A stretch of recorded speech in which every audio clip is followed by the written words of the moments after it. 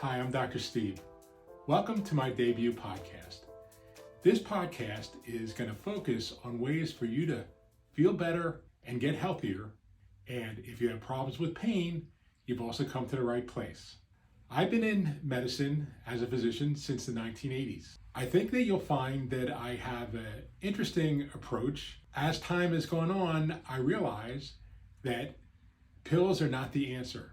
I have lit my prescription pad on fire and focused on other ways to provide health, reduction in pain, and better quality of life for my patients and other people that I speak to. Welcome. Let me tell you a little bit about myself. My training began in the 1980s. After graduating from medical school, I did a 3-year residency in internal medicine and then a 3-year residency in neurology. I practiced as a neurologist and then focused on pain management. I am double board certified in pain management. Along the way, I had an extensive course in acupuncture. So I have appreciation for various approaches to try to help people. And surely throughout my career, I've written innumerable prescriptions and have done probably over 100,000 injections of various sorts. I've come to a point where I really want to try to give people information that allows them to choose to avoid medication and potentially make dietary adjustments or undergo procedures that involve using their own healing factors, such as regenerative medicine, to help their healing. My personal story, I think, is another reason to join me and listen to what I can discuss with you. I'm not just a doctor, but I've been a patient. I've had significant pain at different points in my life. When I was in my 30s, I had back pain that was treated with a low back epidural injection. And fortunately, I had 8 years of improvement in pain. Unfortunately, the pain came back because my weight snuck up. I had gone from weighing about 200 pounds to weighing 230 pounds. And despite trying epidural injections again, it seemed like I had to consider surgery because other mainstream medical options weren't helping. Before undergoing the knife, I figured I'm going to try diet and exercise. And I was able to get my weight down to just under 200 pounds. And luckily at that time, my back pain resolved and pretty much has been pretty good until the last couple years where my weight was sneaking up again. I haven't been quite as active as I'd like to be. I still go to the gym 2 or 3 times a week.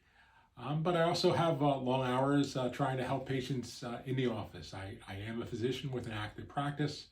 I have 2 offices, one in suburban Philadelphia, Delaware County, or Springfield, Pennsylvania, and another one in Wilmington, Delaware.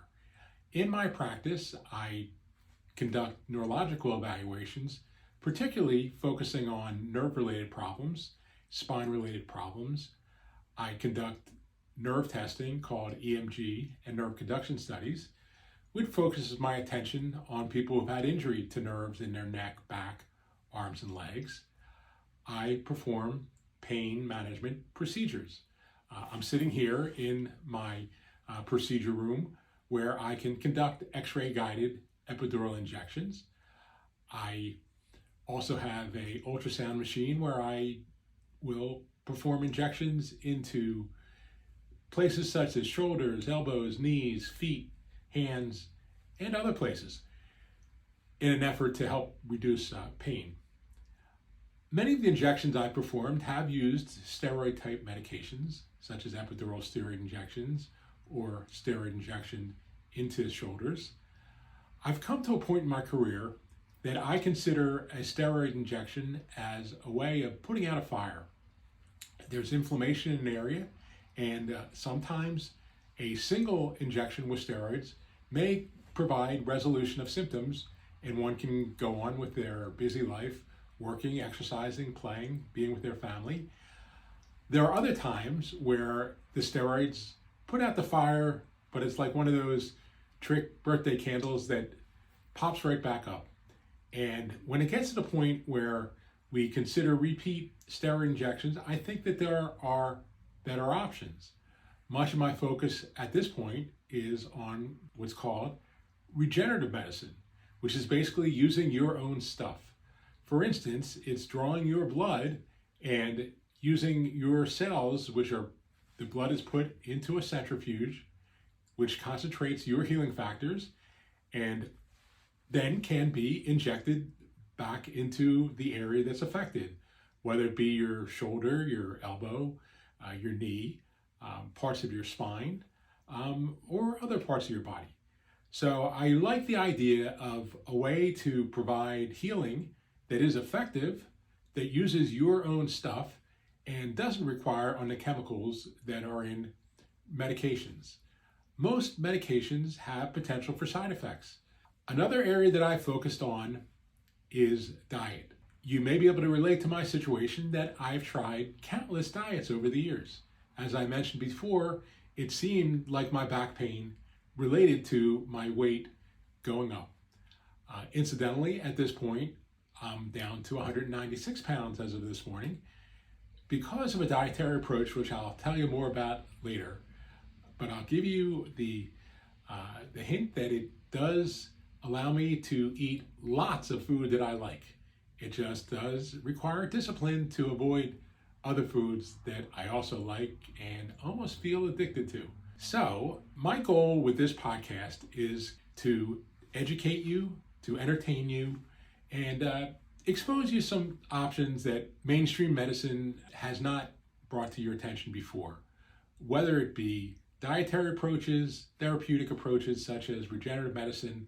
I plan to have some of my patients speak to you who have had successful responses to procedures I performed, such as platelet-rich plasma, or PRP, which, as I mentioned before, involves drawing blood, putting it in a centrifuge, concentrating your healing factors, such as your platelets or other healing chemicals, and then injecting them back into your body, which has often helped people get back into the swing of things.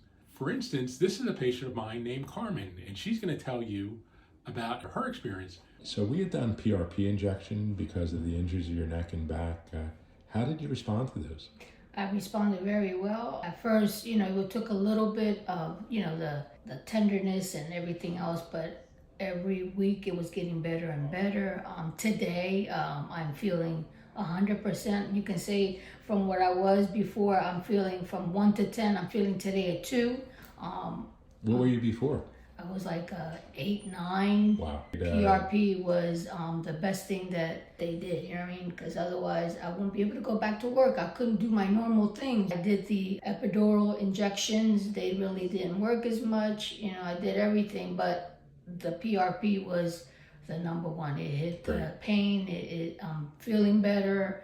I'm doing normal things like everybody else. I also plan to interview people that I've come across, whether it be on YouTube or other places, who have tried approaches that I find to be helpful and found that they've had resolution or remission, quieting down of symptomatology that didn't respond to mainstream medicine, didn't respond to pills. I do feel at this point that often medicine involves trying to find a number that can be treated, be it your blood pressure, your blood sugar, your cholesterol level, and then picking a pill to prescribe to you month after month after month for years on end.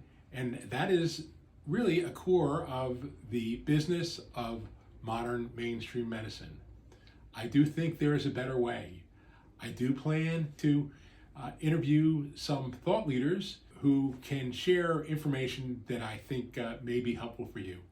So I hope to be able to use my extensive training, experience, personal experience, and information from other people who have walked a similar route that I'm recommending to see if this can lead you to feeling healthier, to having less pain, and having a better quality of life. Thank you for checking out my first podcast. Hopefully I'll get better as time goes on, and I'd appreciate you coming along for the ride.